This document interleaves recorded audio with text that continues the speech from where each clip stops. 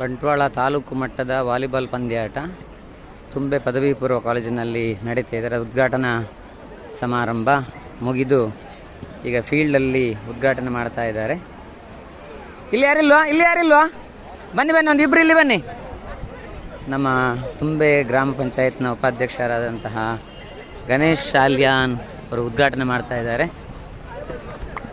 Very good. ಇನ್ನೊಂದು ಕಡೆಯಿಂದ Hameed. Very good. Okay, Sairam sir, Kabir sir ಎರಡನೇ.